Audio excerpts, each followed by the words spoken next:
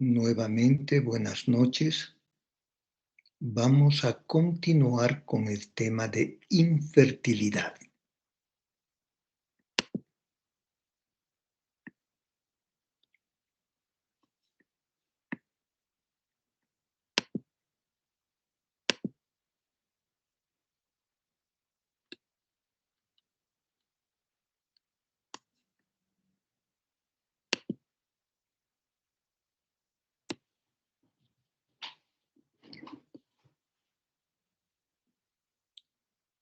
Y vamos a ver los exámenes de laboratorio que se requieren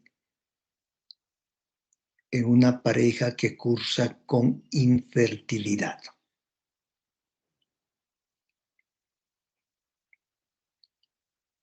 Es necesario determinar si la paciente ovula o no ovula. Y para esto tenemos los kits de LH que permiten determinar la presencia del pico de LH.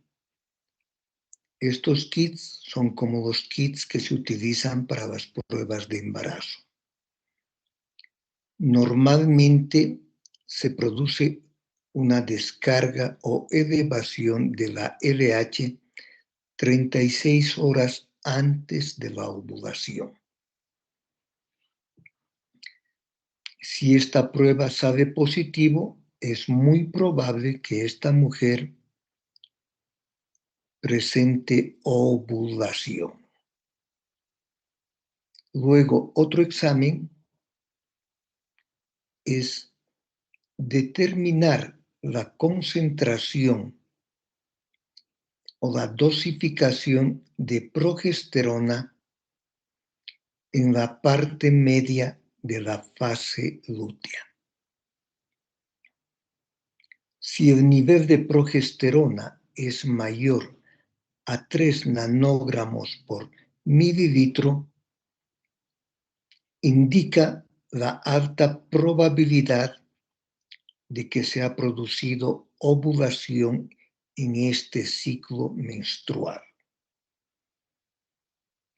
Generalmente se efectúa entre los días 21 a 23 del ciclo menstrual o una semana después de la ovulación. Es fundamental determinar la reserva ovárica de estas pacientes. ¿Y cómo determinamos si los ovarios están o no están funcionando adecuadamente? Primero, determinamos los niveles de la FSH. Este examen se realiza el tercer día del ciclo menstrual. Si el valor obtenido es igual o mayor a 20 unidades internacionales por ml, esto implica que existe una mala reserva ovárica. Por tanto, si esta paciente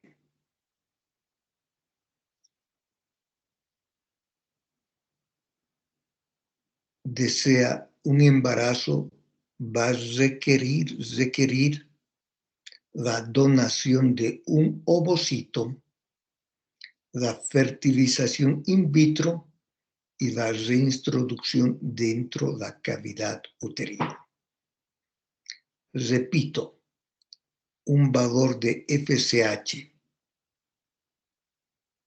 al tercer día del ciclo menstrual igual o mayor a 20.000 unidades internacionales por ml implica que existe una baja reserva ovárica e implica que esta paciente va a requerir de una donadora de ovocito. El otro examen para determinar reserva ovárica es la hormona antimulleriana.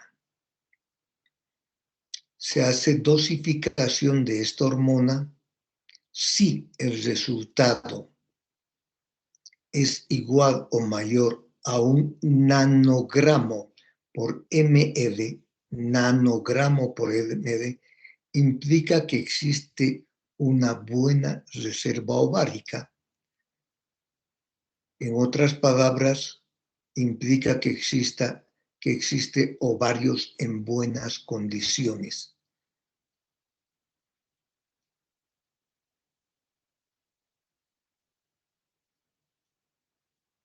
Otro examen es el recuento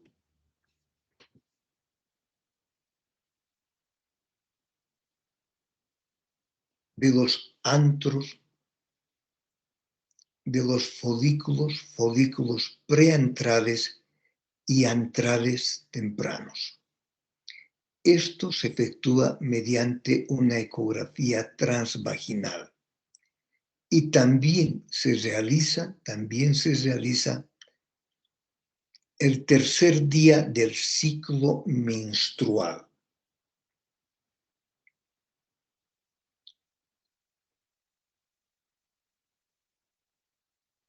Son pequeños folículos de 2 a 9 milímetros de diámetro. Si existe en un número de 4 a 10 de estos pequeños folículos, implica que la paciente tiene buena reserva ovárica. Repito, los exámenes que se requieren para determinar la reserva ovárica son dosificación de FSH, dosificación de hormona antimulleriana y recuento de folículos preantrales. El recuento de folículos preantrales también debe realizarse el tercer día del ciclo menstrual. Tercer día del ciclo menstrual, igual que la dosificación de la FSH.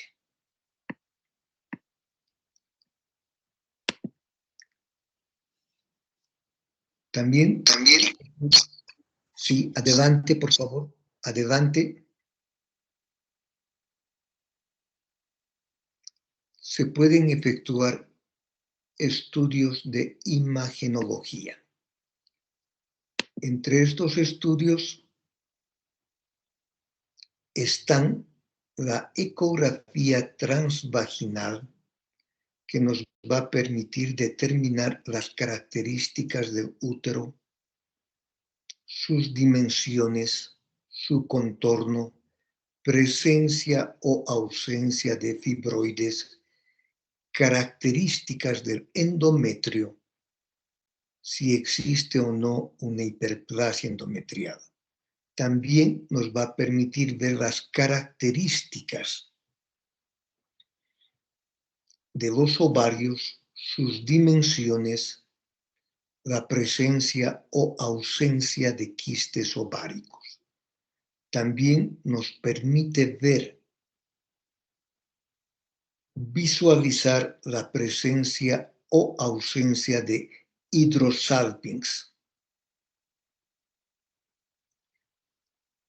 También se puede efectuar una sonohisterografía. Repito, la sonohisterografía es una ecografía transvaginal donde previamente se introduce líquido dentro de la cavidad uterina. Esto se efectúa cuando existe sospecha de miomas submucosos, sospecha de pólipos, sospecha de adherencias intrauterinas. intrauterinas. También se puede efectuar una histeroscopía con fines diagnósticos y terapéuticos. Las indicaciones siguen siendo sospecha de pólipo endometrial, sospecha de mioma submucoso y sospecha de adherencias intrauterinas. Finalmente, la histerosalpingografía, que como ustedes saben, es un estudio de radiodiagnóstico introduciendo material de contraste a través de la vagina y el canal endocervical, que nos permite determinar las características de la cavidad uterina y también nos permite determinar la permeabilidad tubaria. Este examen permite determinar si las trompas están o no están obstruidas, pero no garantiza la funcionalidad tubaria. Porque para que las trompas funcionen adecuadamente, los cilios del endosalpinx deben estar íntegros para poder trasladar la mórula una vez que se produce la fecundación en las trompas dentro de la cavidad uterina. Evaluación del factor masculino.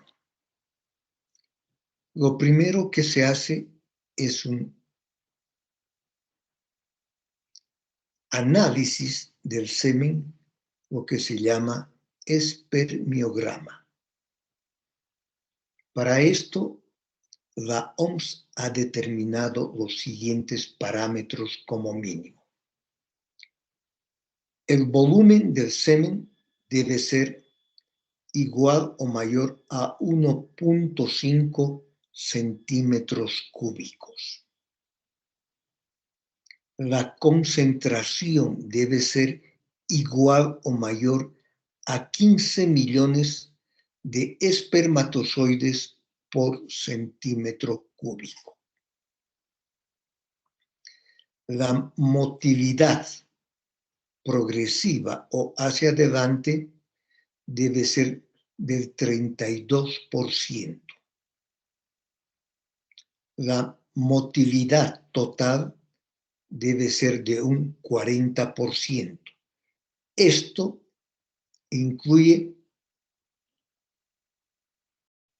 a los espermios con motilidad progresiva y los espermios que solo se mueven in situ.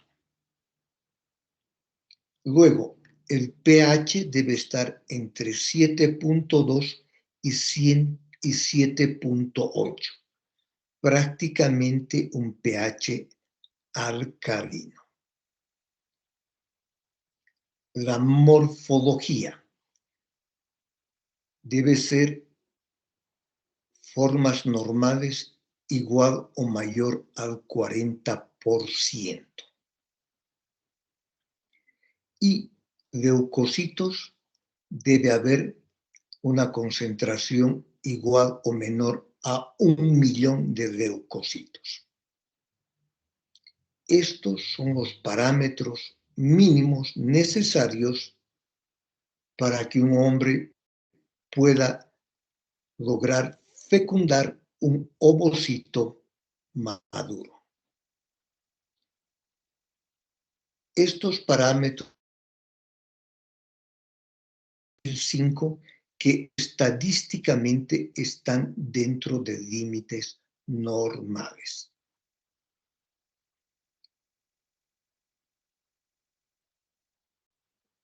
Por otra parte, el número total de espermatozoides debe ser mayor a 39 millones por eyaculación.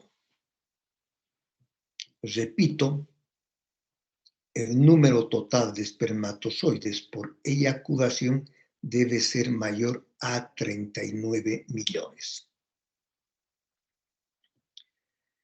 Evaluación endocrina es importante si sospechamos del factor masculino hacer una dosificación de testosterona. Este examen debe hacerse por la mañana para ver los niveles de testosterona. También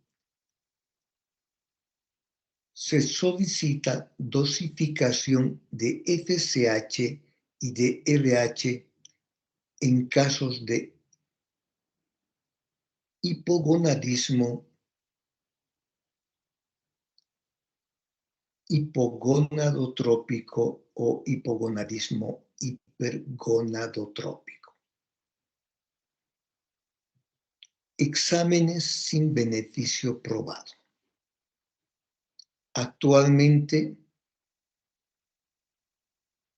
ya no se realiza la curva de temperatura corporal basal para certificar ciclo ovulatorio o anovulatorio. Tampoco se realiza la prueba postcoital de Sims-Hübner, que hasta hace algunos años atrás se le daba mucha importancia. Actualmente tampoco se hace cultivos de micoplasma, ureoplasma, porque se ha determinado que estas bacterias no tienen una gran importancia como causa de infertilidad.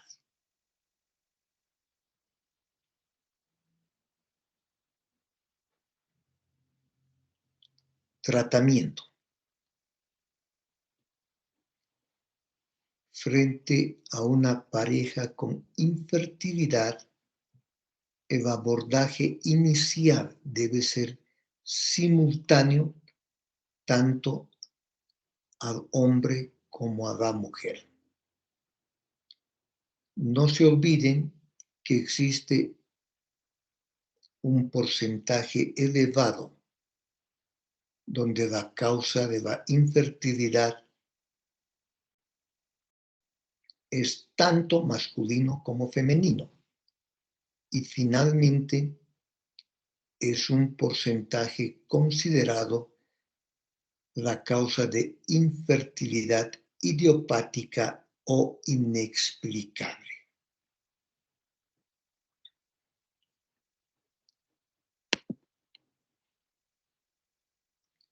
Una vez conocida la causa, el tratamiento debe ser específico dirigido a la causa.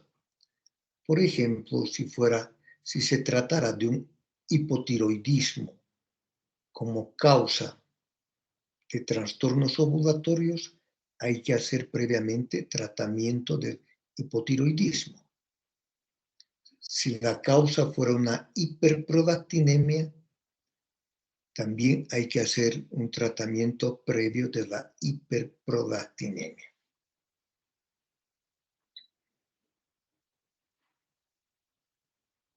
Si hubiera un mioma submucoso, previamente debe extirparse mediante histeroscopía.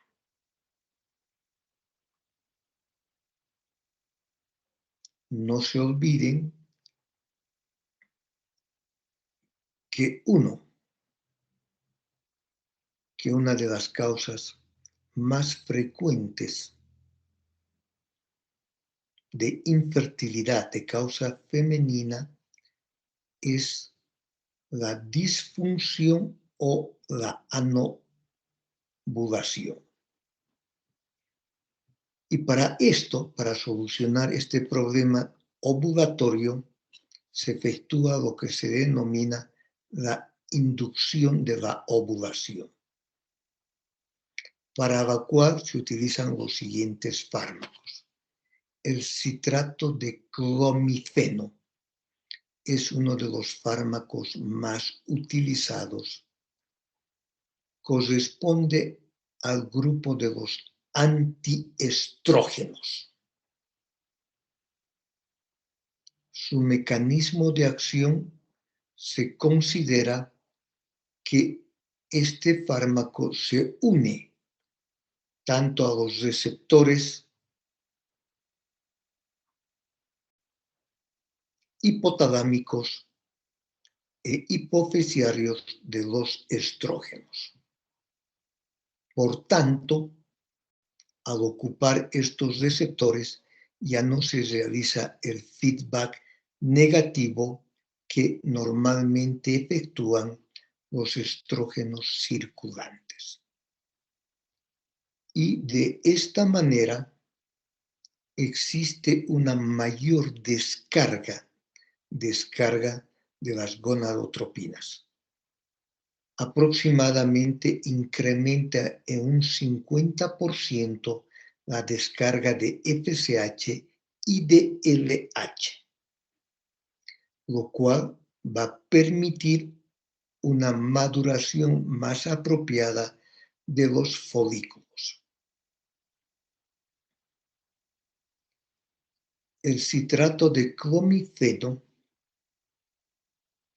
se administra durante 5 días consecutivos o seguidos, normalmente del tercer al séptimo día, o también se puede administrar del 5º al 9º día por vía oral.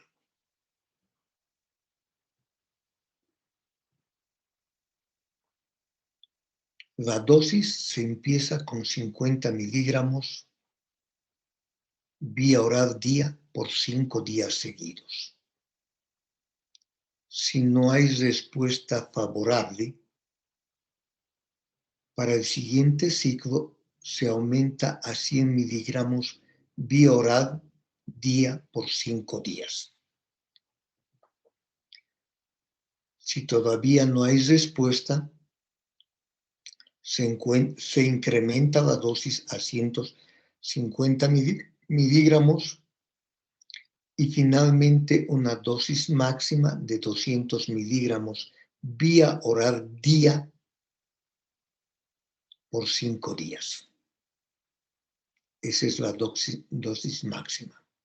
Entre los efectos colaterales es que si se produce la ovulación, existe un riesgo de un 8 a 10% de un embarazo múltiple, generalmente gemelos, un embarazo múltiple, un 8 a 10%. El riesgo de un síndrome de hiperestimulación ovárica es mínimo. Pero, cuando se utiliza por más de 6 ciclos, existe el riesgo de aumentar o favorecer el desarrollo de un cáncer de ovario. Por lo tanto, debe utilizarse máximo por 6 ciclos. Además, debe utilizarse cuando existe una anovulación normogonadotrópica, o sea, los niveles de FSH y LH son normales. En algunos casos, sobre todo cuando existe obesidad, cuando existe resistencia a la insulina, podemos añadir al citrato de clomifeno metformina, que ustedes saben que es un hipoglicemiante oral utilizado en casos de resistencia a la insulina. Y con esto puede mejorar la tasa de ovulación espontánea. Entonces, por una parte, podemos añadir al citrato de clomifeno la metformina y en algunas ocasiones podemos sustituir al citrato de clomifeno por la metformina. ¿Cuáles son los resultados del empleo del citrato de clomifeno? En pacientes adecuadamente seleccionadas. Dijimos anovulación normogonadotrópica o pacientes con síndrome de ovarios poliquísticos. En estos casos se logra la ovulación en un 60 a 85% de las pacientes. Pero, de estas solo un 30 a 40% de estas mujeres en el que se ha logrado la ovulación se va a lograr el embarazo. Por tanto, solo en un 60 a 40% de estas mujeres que ovulan se logra el embarazo. Inhibidores de la aromatasa. Actualmente se está utilizando cada vez con mayor frecuencia los inhibidores de la aromatasa. Estos son fármacos que evitan la conversión de andrógenos como la testosterona a estrógenos. En otras palabras, evitan la conversión de testosterona en estradiol. Esto va a hacer que disminuya hasta en un 90% la circulación de estrógenos y por tanto no va a haber el feedback o la retroalimentación negativa y va a permitir mayor descarga de FSH y LH con mejor maduración folicular.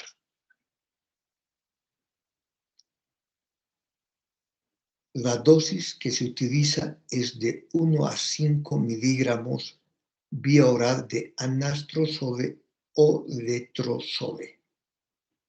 Y también se administran por 5 días consecutivos o seguidos. Se administran del tercer al séptimo día del ciclo menstrual. Las indicaciones son similares que para el citrato de clomifeno,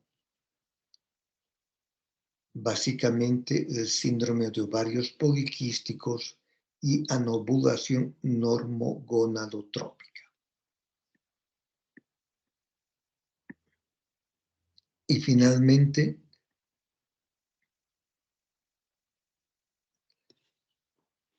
vamos a mencionar el efecto colateral de los inhibidores de la aromatasa. Pueden provocar oleadas de calor, como en una menopausia, porque ha disminuido considerablemente los estrógenos. Pueden provocar cefalea, náuseas, vómitos. Pero no existe el riesgo de incrementar la posibilidad de cáncer de ovario.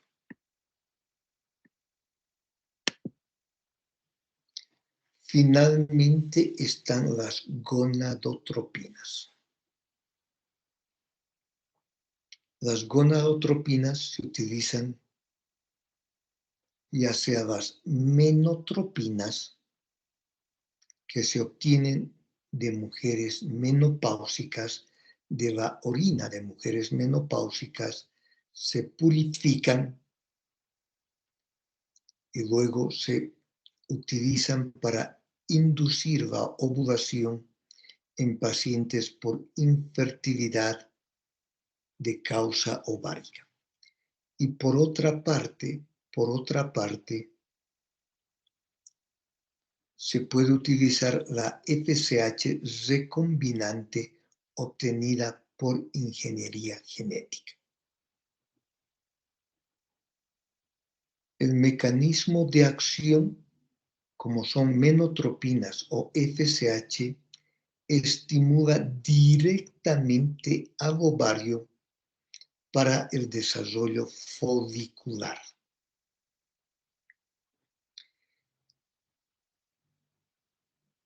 El problema del empleo de las gonadotropinas es su alto costo. Se utiliza por vía intramuscular. Cada ampolla tiene un alto costo y generalmente se utilizan como 3 ampollas intramuscular y se utilizan normalmente casi durante 14 días. Por una parte es el costo muy elevado y por otra parte es que pueden provocar embarazo múltiple casi en un 30% de los casos, y este implica también un riesgo tanto para los fetos como para la madre. Resultados. Cuando se utiliza gonadotropinas, ya sea las menotropinas o la FSH, se logra un 90% de embarazos. Por tanto, son altamente eficaces. Y se logra que el 90% de estas mujeres consigan embarazarse. Entre los efectos colaterales está, como habíamos mencionado, el embarazo múltiple casi en un 30% de los casos, que pueden ser mellizos, pueden ser trillizos, y, lógicamente, cuanto mayor número de embarazos implica mayor riesgo para la madre, como también mayor riesgo para cada uno de los embriones o fetos. Y finalmente, existe una probabilidad alta de síndrome de hiperestimulación ovárica. Este síndrome puede ser leve, puede ser moderado, puede ser severo. Un alto porcentaje de estas pacientes hacen un síndrome de hiperestimulación leve, que en estos casos simplemente hay que observar, tener una conducta expectante. Pero en un 2% de los casos puede constituir un síndrome severo, que implica inclusive un riesgo para la madre. Puede haber ruptura ovárica, hemorragia intraabdominal, puede desencadenarse una ascitis, puede desencadenarse un derrame pleural, y generalmente estas pacientes con síndrome severo de hiperestimulación ovárica deben ser atendidas en una unidad de terapia intensiva. Muy bien, con esto hemos terminado el tema de infertilidad y vamos a pasar a lo que es la tecnología de reproducción asistida.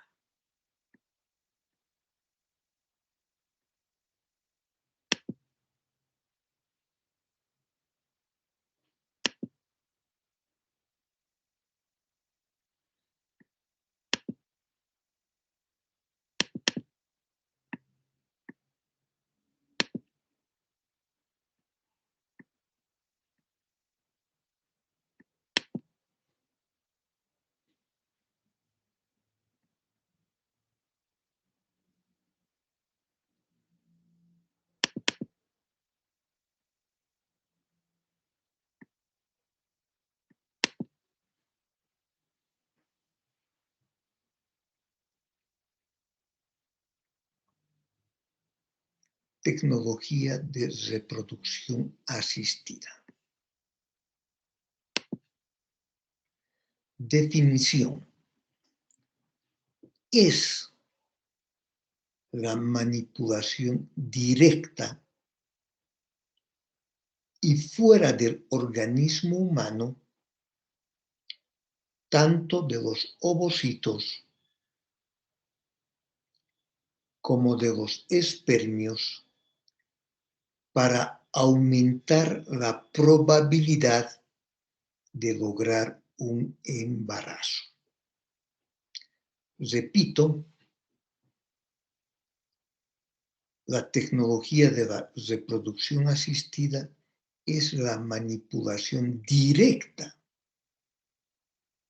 tanto de los ovocitos como de los espermios fuera del organismo humano, con el objeto de incrementar la posibilidad de lograr un embarazo.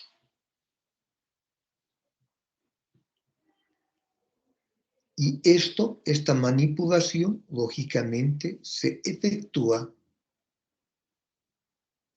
en la fertilización in vitro,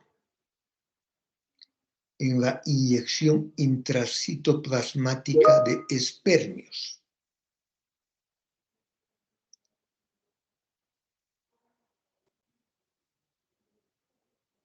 En el test genético de preimplantación, en los embriones congelados. Ahí directamente existe manipulación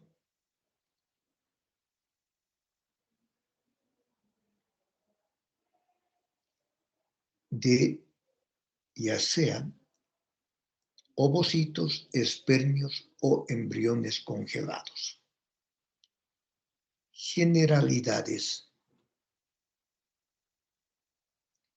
En la historia siempre han existido casos de infertilidad. Siempre han existido casos.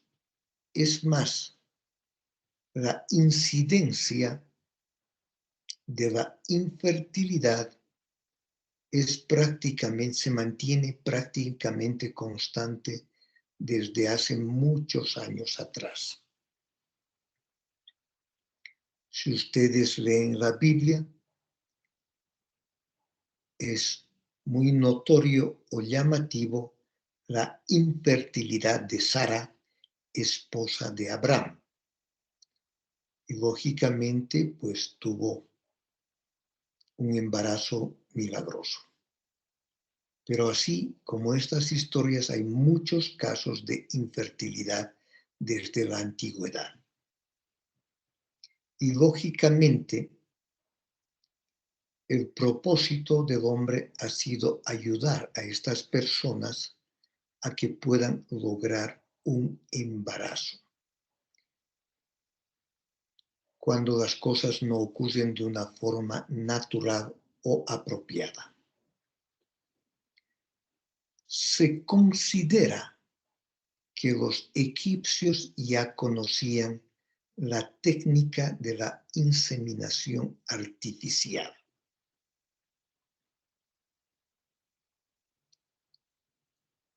En 1874, Scheck, S-C-H-E-K,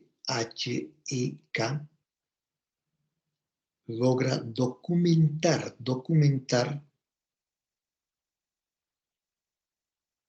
la fecundación in vitro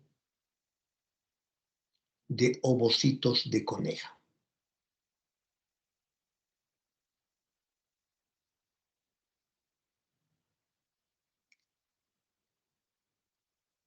En 1891,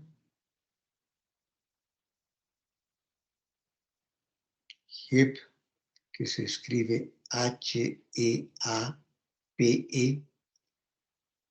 logra fecundar ovocitos de coneja in vitro, lograr que desarrollen hasta el estado de móruda y reintroducir esta móruda en el útero de otra coneja. Ya desde hace mucho tiempo, los veterinarios efectúan estos procedimientos de fertilización in vitro y luego de la transferencia de embriones.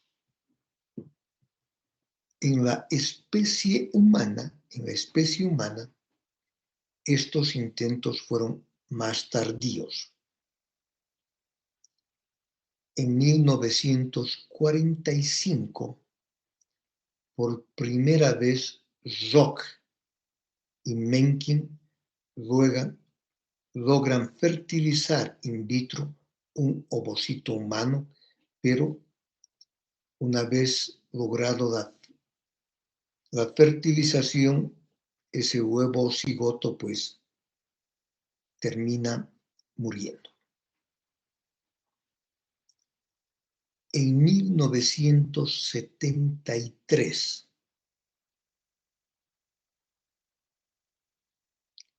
Patrick Stoptoe, un ginecólogo, y Bob Edwards, un biólogo, puncionan por laparoscopía para obtener ovocitos de un ovario humano y luego juntarlos con espermios del esposo y lograr la fertilización in vitro. De esta manera intentaron muchas veces hasta que por fin, el año 1978, en junio de 1978, nace la primera niña de probeta, cuyo nombre es Luisa Brown, en junio de 1978. Fíjense la perseverancia de estos dos investigadores. Los primeros intentos se hicieron en 1973 y recién en 1978 lograron el primer nacimiento de una bebé probeta. Recuerden que dije que ellos obtenían el ovocito mediante punción por laparoscopía. ¿Se imaginan cuántas veces esta señora tuvo que entrar a quirófano, recibir anestesia general para introducir el laparoscopio y de esta manera obtener los ovocitos? Tantas veces, tantos intentos, tantas cirugías, tantas anestesias generales y finalmente terminaba en fracaso, hasta que por fin se logró la primera niña probeta después de tantos intentos. Realmente increíble la perseverancia de esta paciente y la perseverancia de estos investigadores. Ellos abrieron la puerta para la fertilización in vitro y dieron todas las pautas necesarias. Después de Stoptoe y de Edwards, miles de investigadores en diferentes países del mundo se han dedicado o se están dedicando a la fertilización in vitro. Realmente la fertilización in vitro fue un gran adelanto en el conocimiento de las ciencias médicas, sobre todo en la medicina reproductiva.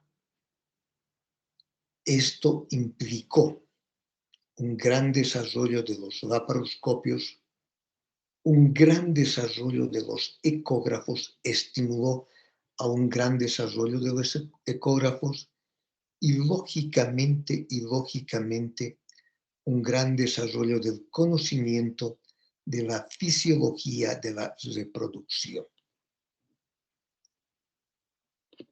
Por este motivo, Bob Edwards, el año 2010, fue galardonado con el Premio Nobel de la Medicina. Realmente un reconocimiento muy grande, pero muchos años, 32 años después de este éxito tan grande que ha sido la fertilización in vitro. Esta primera fertilización ocurrió en el Reino Unido. Y no se olviden que la primera clonación también ocurrió en el Reino Unido.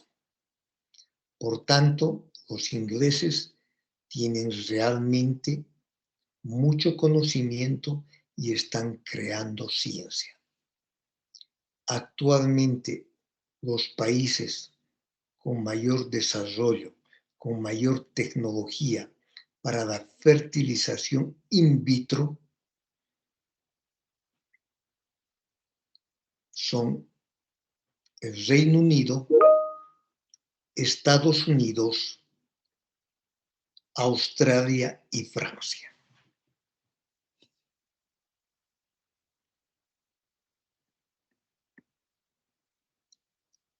Indicaciones para la reproducción asistida. Básicamente, la infertilidad por causa tubaria, la baja reserva ovárica, la infertilidad de causa masculina, infertilidad de causa uterina y cuando existe enfermedades genéticas ligadas al sexo. Terminología. Inseminación artificial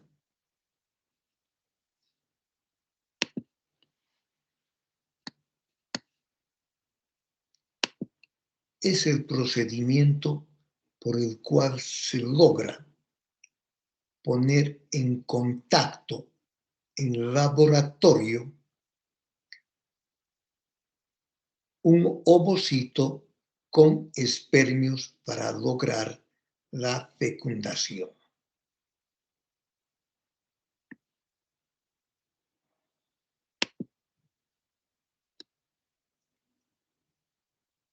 El ICSI es la inyección intracitoplasmática de un espermio. Esta tecnología ha revolucionado la infertilidad masculina, porque teóricamente se necesitaría un espermio para poder fecundar un ovocito. La eclosión asistida. Esta tecnología fue introducida en 1984 y consiste en realizar una pequeña perforación en la zona pelúcida que inicialmente estaba cubriendo al ovocito y que luego esa zona pelúcida continuaba cubriendo a una morula. Al hacer esta pequeña perforación, facilita la eclosión de la mórula y por tanto facilita su implantación en el blastocisto. El GIF es la transferencia de los gametos dentro de las trompas, ya sea espermios u ovocitos. El SIP es la transferencia del huevo o cigoto dentro de las trompas. Y el TET es la transferencia de un embrión dentro de las trompas. Estos tres procedimientos se los efectúa por laparoscopía. Se consideraba que de esta forma se lograría mayor número de embarazos, pero el tiempo ha señalado que estas técnicas más complicadas no han incrementado el éxito de la fertilización in vitro. Por tanto, prácticamente se utilizan muy excepcionalmente. También es importante aclarar lo que es una transportadora gestacional. En estos casos, una mujer presta su útero, permite el desarrollo del embrión y el feto, y además permite el nacimiento de este feto, ya sea mediante parto o cesárea. En estos casos no existe ninguna conexión genética con el recién nacido. Ninguna conexión genética, porque solo ha aportado el útero, ha permitido el desarrollo del embrión del feto y ha facilitado el nacimiento, ya sea mediante parto o cesárea. La gestación subrogada. En este caso, una mujer está donando el ovocito, está prestando su útero para el desarrollo del embrión y del feto y está permitiendo el nacimiento del feto, ya sea mediante una cesárea o un parto. En este caso, el recién nacido tiene una conexión genética con esta mujer, puesto que esta mujer ha aportado el 50% de la carga cromosómica. Esto implica indudablemente problemas legales, porque efectivamente es la madre genética, es la madre que ha llevado el embarazo, ha sobrellevado el embarazo y es la madre que ha dado a luz a este nuevo ser. Por tanto, la gestación subrogada les decía que implicaba muchos problemas legales.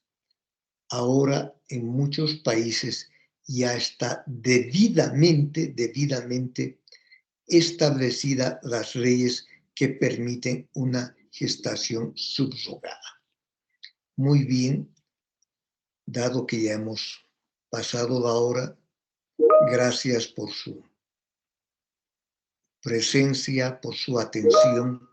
Quiero comunicarles que el promedio del examen, del cuarto examen parcial, es bastante alto, más de un 70%. Quiero felicitarles a todos ustedes y sobre todo felicitar porque muchos alumnos con este cuarto parcial han terminado eximiéndose. Felicidades.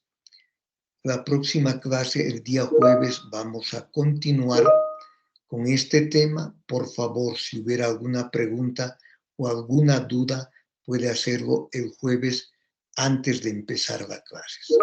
Que tengan buenas noches y nos vemos el día jueves. Buenas noches. Buenas noches, doctor. Hasta luego. Muchas gracias. Gracias, doctor. Bueno, Doctor, muchas gracias. buenas noches, doctor. Gracias. Gracias.